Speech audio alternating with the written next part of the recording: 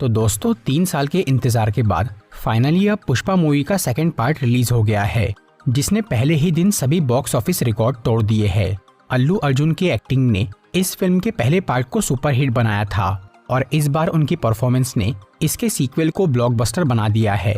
Action और entertainment से भरपूर ये मूवी पहले से भी ज्यादा बड़ी और इंटरेस्टिंग है। अगर आप इस फिल्म को अच्छी तरह समझना चाहते हैं तो ये वीडियो देखते रहिए।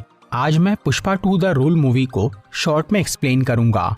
तो चलिए शुरू करते हैं। इनमें पुष्पा को एक सपना दिखता है कि उसने अपना लाल चंदन जापान देश को सप्लाई किया, लेकिन उन लोगों ने इसके पैसे नहीं दिए। इसकी वजह से पुष्पा जापान जाता है और उस गैंग से लड़ता है जिन्होंने वो माल खरीदा था, लेकिन लड़ते वक्त पुष्पा को गोली लग जाती है। इससे उसे अपने बचपन की एक घटना याद आती है जब वो ऐसे ही पानी में गिरा था, और तब इस भयानक सपने से पुष्पा की नींद खुल जाती है। तो अब बात करते हैं असली कहानी की। इस फिल्म की स्टोरी पार्ट 1 के कुछ टाइम बाद की है। अब पुष्पा की श्रीवल्ली से शादी हो चुकी है और सिंडिकेट का लीडर बनने से उसकी इज्जत और कमाई बहुत ज्यादा बढ़ गई है। दूसरी तरफ पुलिस ऑफिसर भंवर सिंह शेखावत, जिसे पुष्पा ने बेइज्जत करके उसके कपड़े उतारे थे और उसे रिश्वत देने से मना कर दिया था, वो अचानक कहीं गायब हो जाता है, जिससे सबको लगता है कि वो शर्म के मारे नौकरी छोड़कर भाग गया, लेकिन वो असल में बदला लेने की तैयारी कर रहा था। फिर एक दिन शेखावत अपना भेष बदल के पुष्पा के मजदूरों के साथ जंगल चला जाता है और वहाँ लाल चंदन की कटाई करने लगता है। फिर जैसे ही सारा माल वहाँ जमा हो जाता है, तब शेखावत पूरी पुलिस फोर्स को वहाँ बुला के सभी मजदूरों को गिरफ्तार कर लेता है और वो माल जब्त कर लेता है। उधर पुष्पा को जैसे ही ये पता चलता है तो वो शेखावत की गैर मौजूदगी में पुलिस स्टेशन जाता है और वहाँ के सभी पुलिस वालों को पैसे देकर खरीद लेता है और अपने सभी मजदूरों को छुड़वा के अपना माल वापस ला लेता है। इसी बीच एक दिन एमएलए सिद्धप्पा नायडू, जो कि सिंडिकेट से ही मिला हुआ था, वो पुष्पा को आंध्र प्रदेश के सीएम से मिलवाने ले जाता है। जाते वक्त श्रीवल्ली पुष्पा को सीएम के साथ एक फोटो खिंचवाने बोलती है, पर सीएम इसके लिए मना कर देता है क्योंकि एक स्मगलर के साथ फोटो निकालने से उसकी इज्जत में दाग लग सकता था। इस बात से पुष्पा को बहुत बुरा लगता है कि वो अपनी बीवी की इच्छा पूरी नहीं कर पाया। तब वो नायडू को पूछता है कि अगर वो सीएम होता तो क्या वो उसके साथ फोटो निकालता, जिसके लिए वो हाँ कहता है। इसीलिए पुष्पा ये फैसला करता है कि अब वो किसी भी तरह सिद्धप्पा नायडू को आंध्र प्रदेश का सीएम बनाकर रहेगा, ताकि वो श्रीवल्ली के लिए वो फोटो ला सके। लेकिन इस काम के लिए बहुत सारे पैसों की जरूरत थी। तब पुष्पा नायडू को दिल्ली भेजता है और उसके जरिए सेंट्रल मिनिस्टर प्रताप रेड्डी से बात करता है। वो उसे 500 करोड़ रुपए देकर सिद्धप्पा को सीएम बनाने बोलता है, जिसके लिए प्रताप रेड्डी तैयार हो जाता है। पर फिलहाल पुष्पा के पास इतने पैसे नहीं थे, तो इसके लिए वो अपने धंधे को बढ़ाने का सोचता है और वो सिर्फ इंडिया में ही माल बेचने की बजाय उसे बाहर भी सप्लाई करने का फैसला करता है, जिसके लिए पुष्पा मालदीव्स देश जाकर हमीद नाम के एक इंटरनेशनल बायर से मिलता है और उसे 2000 टन लाल चंदन 5000 करोड़ रुपए में देने की डील करता है। ये सौदा होने के बाद अब पुष्पा का टारगेट था इतना सारा माल जमा करना।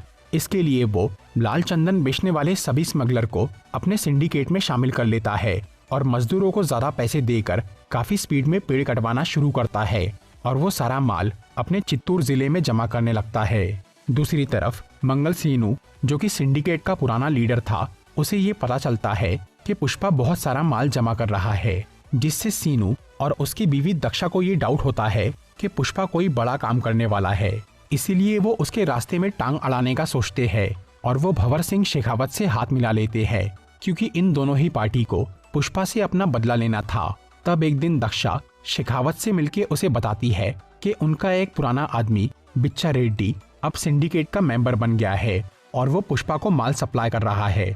दक्षा ये जानती थी कि बिच्छा रेड्डी अपना माल कहाँ से ले जाता है, इसीलिए वो शेखावत को बोलती है कि वो उसका माल जब्त करके बिच्छा को धमकाए, ताकि सिंडिकेट के बाकी लोग पुलिस से डरने लग जाए, जिसका फायदा उठाकर सीनू फिर से सबको अपने पक्ष में ले लेगा। इसीलिए एक रात शेखावत उस जगह पर अपनी टीम लेकर खड़ा हो जाता है जहाँ से बिच्छा रेड्डी माल ले जाता था। फिर जैसे ही वो चंदन के ट्रक वहाँ से गुजरते हैं, तब पुलिस वाले उन्हें रोकते हैं और शेखावत वो ट्रक्स को जला देता है। इसके बाद शेखावत बिच्छा को पकड़ता है और वो उसे पुल से नीचे फेंक कर मार देता है। तब दक्षा और सीनू वहाँ आकर उसे बोलते हैं कि उन्होंने सिर्फ उसे डराने के लिए कहा था लेकिन शेखावत उन्हें कहता है कि अगर वो बिच्चा को डराता तो इससे ज्यादा फर्क नहीं पड़ता था, पर उसके मरने से अब पूरा सिंडिकेट उससे डरेगा। फिर जैसे ही बिच्चा रेड्डी की मौत की खबर फैलती है तो सच में सिंडिकेट के लोग शेखावत से डरने लग जाते हैं और वो सब मंगल सीनू को फिर से सिंडिकेट का लीडर बनाने की बात करते हैं ताकि पुष्पा और शेखावत के झगड़े में उनकी जान न जाए। और इस हादसे के लिए सब लोग एमएलए नायडू को दोषी ठहराते हैं क्योंकि उसी ने पुष्पा को सिंडिकेट का लीडर बनाया था। इसीलिए नायडू जाकर शेखावत से मिलता है और इस मैटर को शांति से सॉल्व करने की बात करता है। लेकिन भंवर सिंह को बहुत गुस्सा चढ़ा था, वो पैसे लेकर भी शांत नहीं हो रहा था। इसीलिए नायडू बोलता है कि अगर वो पुष्पा से उसे सॉरी बुलवा दे तो क्या वो उसे माफ कर देगा। तो शेखावत इसके लिए राजी हो जाता है और फिर वो एक बहुत बड़ी पार्टी रखता है ताकि वो सबके सामने पुष्पा को नीचा दिखा सके। उधर सिंडिकेट के सभी मेंबर्स पुष्पा पे ये दबाव डालते हैं कि वो शेखावत से माफी मांग ले। फिर जिस दिन वो पार्टी रहती है तब पुष्पा बहुत पी लेता है और सबकी बातों में आकर शेखावत के पास जाता है और उसे सॉरी बोल देता है। इससे शेखावत और बाकी सब लोग बहुत खुश होते हैं कि उन्होंने पुष्पा राज को झुका दिया। लेकिन सॉरी बोलने के बाद घर जाते वक्त पुष्पा को होश आता है और उसे ये महसूस होता है कि उसने बहुत बड़ी गलती कर दी। इसीलिए वो दोबारा उस पार्टी में जाता है और शेखावत को एक स्विमिंग पूल में गिराकर वहां टॉयलेट कर देता है। इसकी वजह से शेखावत बहुत भड़क जाता है और पुष्पा को मारने की कोशिश करता है। तब सब लोग उसे शांत करते हैं। फिर शेखावत पुष्पा को बोलता है कि अब वो उसे मारेगा नहीं, बल्कि वो उसका सारा माल जब्त करके उसे कंगाल कर देगा। इस पे पुष्पा भी उसे चैलेंज करके बोलता है कि अगले सोमवार को उसका 2000 टन माल चेन्नई जाने वाला है। अगर उसने एक भी लकड़ा पकड़ लिया तो वो खुद सिंडिकेट छोड़ के फिर से मजदूर बन जाएगा।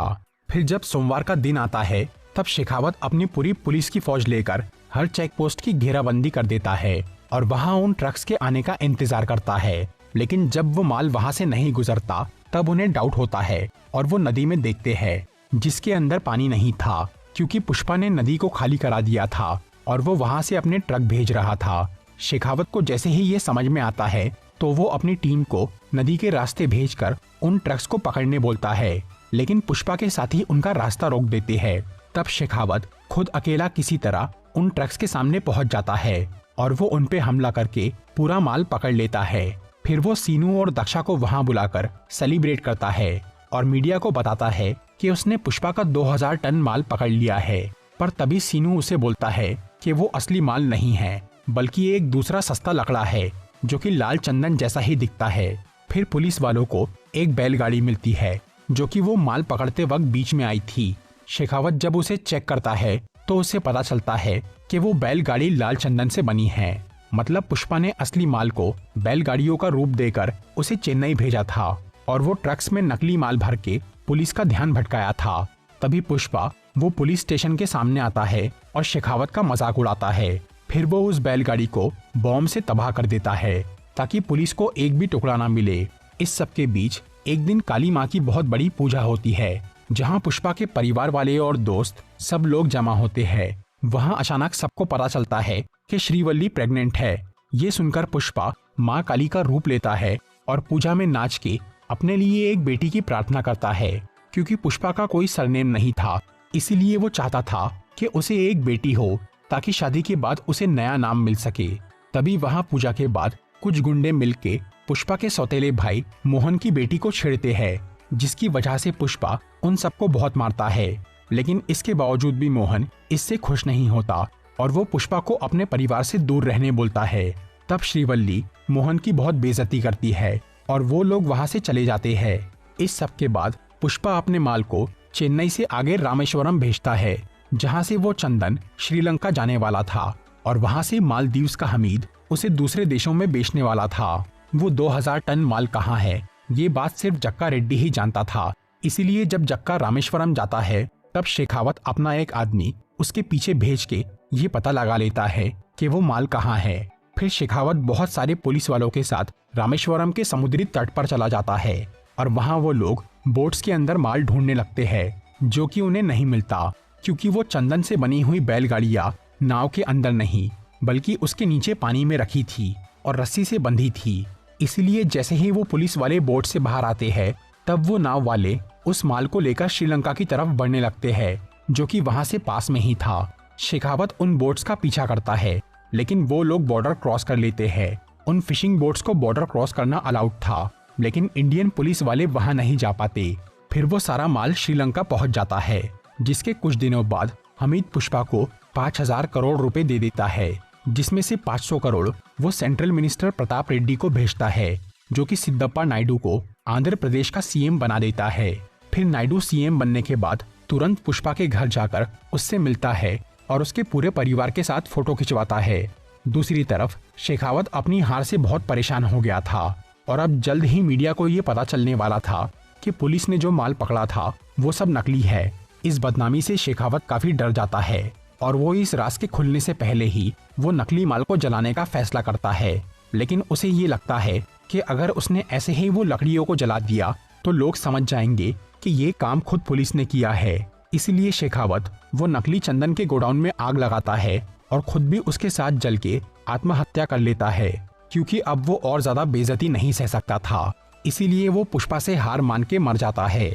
उधर पुष्पा के घर में सब सही चल रहा था, लेकिन फिर एक दिन अचानक उसके भाई मोहन की बेटी कावेरी को कुछ गुंडे किडनैप कर लेते हैं और वो मोहन से 2 करोड़ रुपए की मांग करते हैं। ये वही गुंडे थे जिन्होंने पूजा के दिन कावेरी को छेड़ा था और पुष्पा ने उन्हें मारा था। इसीलिए अब वो अपना बदला लेने के लिए कावेरी को किडनैप कर लेते हैं, क्योंकि उन्हें ये मालूम था कि मोहन पुष्पा का भाई है।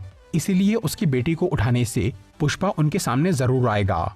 फिर मोहन की बीवी पुष्पा के घर जाकर उससे मदद मांगती है।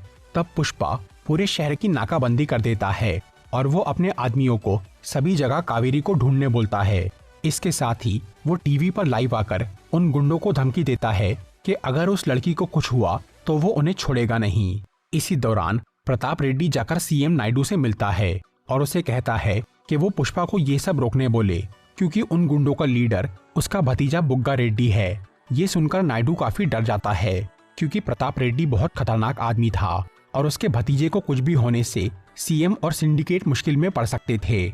इसीलिए नायडू पुष्पा को कॉल करके उसे बुग्गा का पीछा छोड़ने बोलता है, लेकिन पुष्पा ये बात नहीं मानता और वो बुग्गा के बताए हुए एड्रेस पर पैसे लेकर अकेला पहुंच जाता है। वहां उन सब गुंडों ने पुष्पा को मारने का प्लान बनाया था, इसीलिए वो पैसे लेकर भी पुष्पा के हाथ पैर बांध देते हैं और उसे पीटना चालू करते हैं। इसके अलावा वो कावेरी के साथ भी बुरा सलूक करते हैं। तब पुष्पा हाथ पैर बंधे होने के बावजूद भी उन सबको मारना शुरू करता है। फिर वो अपनी रस्सी काट के सभी गुंडों को खत्म कर देता है। आखिर में वो बुग्गा को मारने ही वाला था, पर तब केशव और बुग्गा का बाप वहां आकर पुष्पा को रोकने की कोशिश करता है, लेकिन फिर भी वो उसे मार डालता है। तब बुग्गा का बाप गुस्से में कावेरी को वहां से ले जाने लगता है। इसीलिए पुष्पा उसे भी मार देता है और कावेरी को बचा लेता है, जिसकी वजह से अब मोहन का दिल पिघल जाता है और वो पुष्पा को अपना भाई मान लेता है, क्योंकि उसने अपनी भतीजी के लिए इतनी बड़ी जंग लड़ ली थी। फिर कुछ दिन बाद कावेरी की शादी तय होती है और मोहन उसकी शादी का कार्ड लेकर सबसे पहले पुष्पा के घर आता है, लेकिन पुष्पा उससे मिलने नहीं आता। तब मोहन उसकी माँ से माफी मांगता है और बोलता है कि अगर वो लोग उस शादी में नहीं आए तो वो शादी नहीं होगी। फिर मोहन वहां से चला जाता है और श्रीवल्ली वो शादी का कार्ड पुष्पा को दिखाती है, जहां परिवार के लोगों में पुष्पा के घर वालों का भी नाम शामिल था। ये देखकर पुष्पा का भी दिल पिघल जाता है और वो मोहन को माफ कर देता है। इसके बाद शादी का दिन आता है, जिसमें पुष्पा और उसके घर के सब लोग जाते हैं और पूरा परिवार एक हो जाता है। दूसरी तरफ प्रताप रेड्डी के घर में उसके भाई और भतीजे की शोक सभा चल रही थी, जहां सिंडिकेट के कई लोग और पुष्पा के सभी दुश्मन आए थे। वहां जॉली रेड्डी भी जाता है, जिसे पिछले पार्ट में पुष्पा ने पीटकर बहुत घायल कर दिया था। जॉली अब थोड़ा ठीक हो गया था, इसीलिए वो पुष्पा से बदला लेने के लिए प्रताप रेड्डी से मिल जाता है। इसके अलावा प्रताप रेड्डी ने एक नए आदमी से हाथ मिला लिया था, जो कि कावेरी की शादी में गिफ्ट के रूप में एक बॉम्ब भेजता है और उसे दूर खड़े होकर ब्लास्ट कर देता है। ये आदमी शेखावत भी हो सकता है, जो कि अब तक मरा नहीं हो, या फिर पुष्पा का कोई और दुश्मन। उस बॉम्ब ब्लास्ट में शायद पुष्पा के परिवार वाले मर जाएंगे और वो अकेला जिंदा बच जाएगा, क्योंकि अभी इस मूवी का तीसरा पार्ट आने वाला है, पुष्पा 3 द रैम्पेज, जिसमें पुष्पा अपने परिवार वालों की मौत का बदला लेगा।